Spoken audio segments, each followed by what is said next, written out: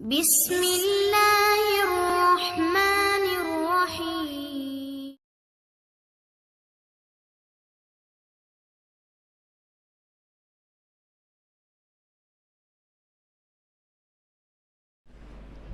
السلام عليكم ورحمة الله وبركاته. يا أيها الناس اتقوا ربكم الذي خلقكم من نفس واحدة وخلق منها زوجها وبث منهما رجالا كثيرا ونساء واتقوا الله الذي تساءلون به والأرحام إن الله كان عليكم رقيبا.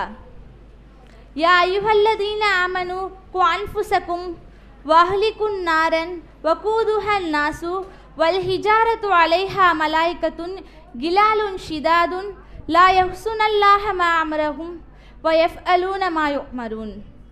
மனித சமுதாயம் ஒவ்வொருவரும் குணத்தாலையும் அவங்களோட யோசிக்கிற திறனும் ஒவ்வொருவருக்கும் வேறுபட்டு தான் இருக்குது. ஆனால் அந்த ஒட்டுமொத்த மனிதர்களும் ஒரு விஷயத்தில் ஒன்றுபட்டு இருக்கிறாங்க. அது எந்த விஷயம் தெரியுமா?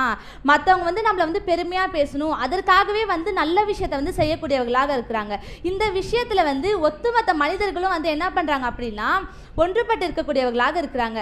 அதாவது மற்றவங்க ஏதாவது சொல்லிடுவாங்களோ அப்படின்னு சொல்லிட்டு நம்மளுடைய வாழ்க்கையை நம்மளுக்காக வாழாமல் பிறருக்காக வாழக்கூடியவர்களாக இருக்கிறாங்க. அப்போது அல்லாஹ்வுடைய பார்வையில் நம்ம யார், அல்லாஹ்வுடைய இடத்துல நம்மளோட நிலை என்ன என்று கூறி அந்த உரையை ஆரம்பம் செய்கிறேன். எல்லாம் வல்ல அல்லாஹ்வின் நல்லடியார்களே, நான் உங்கள் முன் பேச எடுத்துக்கொண்டுள்ள தலைப்பு இறைவனின் பார்வையில் நீ யார்.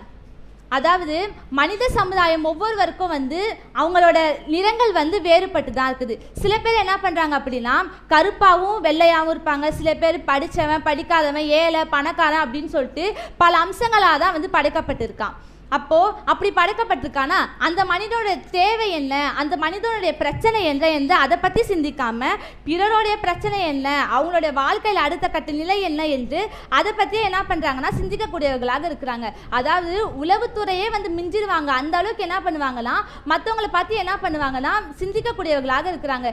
எப்படின்னா இப்போ பக்கத்து வீட்டில் ஏதாவது ஒரு ஃபங்க்ஷன் நடக்குது அப்படின்னா அந்த ஃபங்க்ஷனில் என்ன பண்ணுவாங்கன்னா யார் யாரெல்லாம் வந்திருக்கா, யார் யாரெல்லாம் இருக்கிறா, எப்போல்லாம் நடக்குது அப்படின்னு சொல்லிட்டு அந்த பக்கத்து வீட்டில் காலையில சாயந்தரம் வரைக்கும் திண்ணையில் உட்காந்து என்ன பண்ணுவாங்கன்னா பக்கத்து வீட்டுக்காரங்க நோட்டம் விட்டுட்டே இருப்பாங்க.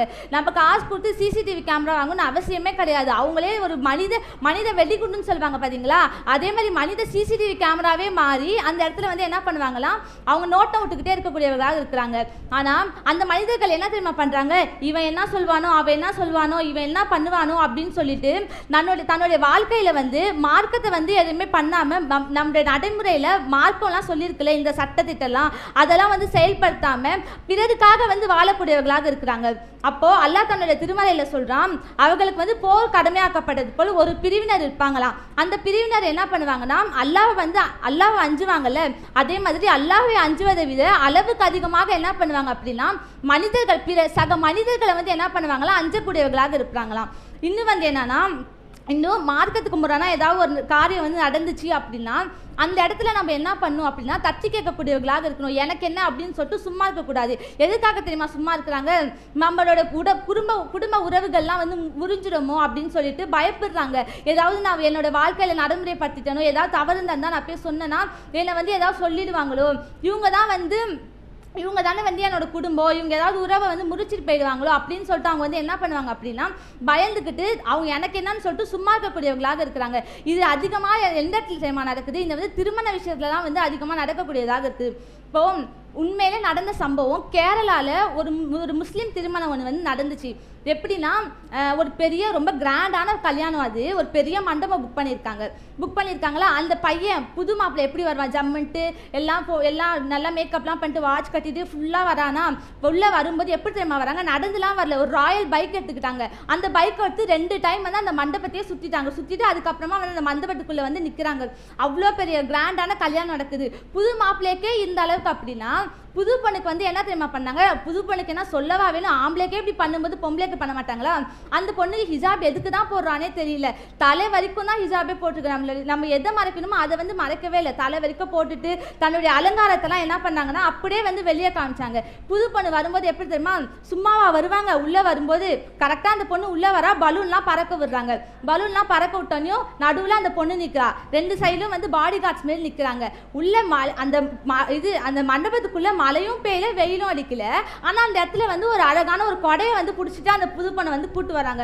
உள்ளே வரும்போது என்ன தெரியுமா பண்ணுறாங்க, ஒரே ஆட்டம் பாட்டம் கொண்டாட்டம் தான். ஏன்னா இது அது உள்ளே வரும்போதே மாலை டம்டம் மஞ்சள டம்டம் சொல்லிட்டு அந்த பாட்டை வந்து போட்டு விட்டுட்டு ஒரே டான்ஸ் ஆடிட்டு உள்ளே வரக்கூடியவர்களாக இருக்கா. இது முஸ்லீம் சமுதாயத்தில் இன்று நடக்கக்கூடியதாக தான் இருக்குது.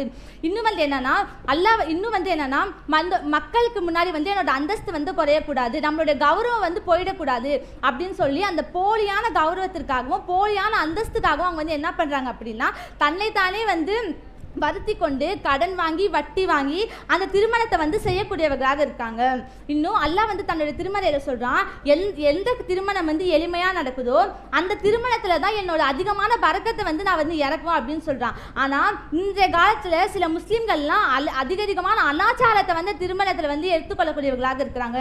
இன்னும் வந்து என்னன்னா ஆயிஷா ரலி சொல்றாங்க, ரசூல்லா வந்து இருக்கும்போது ஒரு பெண்மணி வந்து ரசூல்லா கிட்ட கேட்குறாங்க, ரசூல்லாவே எனக்கு என்னுடைய கணவர் வந்து எனக்கு எதுவுமே வாங்கி கொடுக்கல, நான் வந்து எனக்கு கிடைக்காத ஒன்றை வந்து நான் கிடைத்தது போல மற்றவங்க கிட்ட சொல்லலாமா அப்படின்னு சொல்லிட்டு அந்த பெண்மணி கேட்குறாங்க. அதுக்கு வந்து ரசூல்லா வந்து சொல்றாங்க, நீங்க கிடைக்காத ஒன்றை கிடைத்தது போல ஒருத்தவங்க கிட்ட நீங்க வந்து சொன்னீங்க அப்படின்னா இரு போலியான ஆடையை வந்து அணிந்தவங்க போல ஆயிடுவீங்க அப்படின்னு ரசூல்லா வந்து சொல்லக்கூடியவர்களாக இருக்கிறாங்க.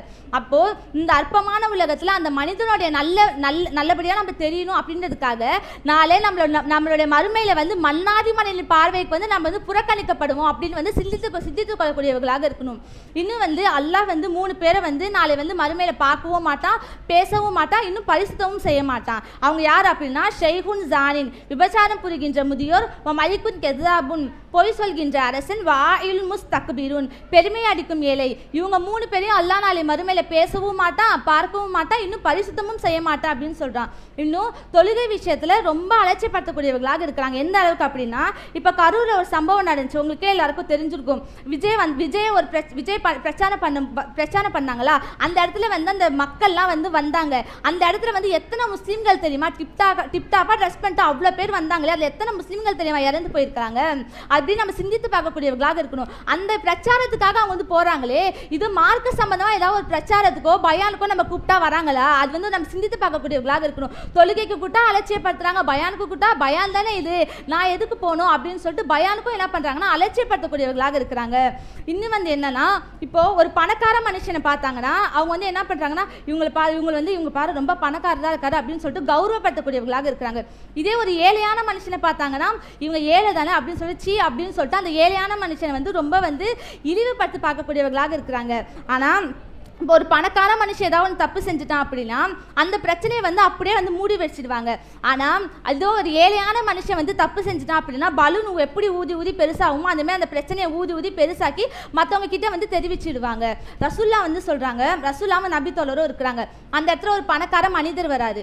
அப்போ வந்து ரசூல்லா வந்து நபித்தோழர் கிட்ட சொல்றாங்க, இந்த பணக்கார மனிதரை பற்றி நீங்கள் வந்து என்ன கருதுறீங்க அப்படின்னு சொல்லி கேட்குறாங்க. அப்போ வந்து நபித்தோழர் தான் சொல்றாரு, இந்த மனிதர் வந்து எது சொன்னாலும் நாங்கள் வந்து கேட்போம், இவங்களுக்கு வந்து பெண் முடித்து வைக்க சொன்னால் நாங்கள் வந்து பெண் முடித்து வைப்போம், இவங்க ஏதாவது அறிவுரை சொன்னாங்கன்னா நாங்கள் கேட்டுப்போம், இவங்க எவ்வளோ நேரம் பேசினாலும் நாங்கள் வந்து செவியே இருப்போம் அப்படின்னு சொல்லிட்டு சொல்கிறாங்க. அப்போ ரசூல்லா இவங்களை பார்த்து கொஞ்ச நேரம் அமைதியாக இருப்பாங்க. அப்புறம் மறுபடியும் வந்து ஒரு ஏழையான மனிதர் வந்து ரசூல்லா கிட்ட வராங்க.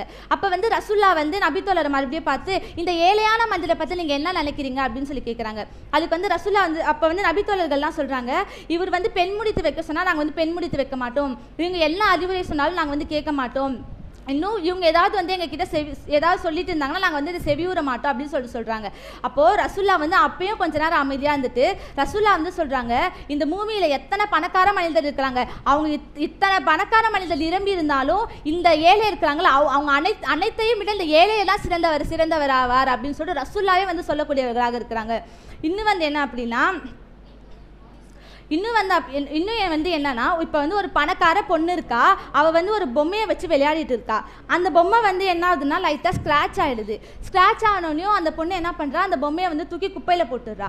அப்புறம் ஒரு ஏழையான பொண்ணு வந்து ஒருத்த வந்து வரா. அந்த ஏழையான பொண்ணு வரால வந்து அவளுக்கு ரொம்ப பசிக்குதுன்னு சொல்லி ரோட்டில் போயிட்டுருப்பா.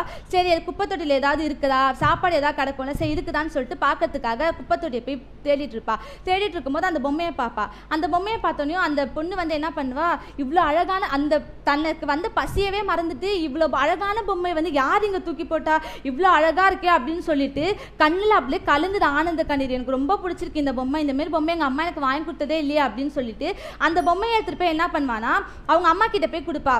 அம்மா இந்தமாரி நீ வந்து சொன்னலம்மா, இந்த பொம்மையை பாரு எவ்வளோ அழகாக இருக்குது, யாரோ இந்த பொம்மையை வந்து கீழே தூக்கி போட்டிருக்காங்கம்மா அப்படின்னு அழுதுகிட்டே சொல்வாளா.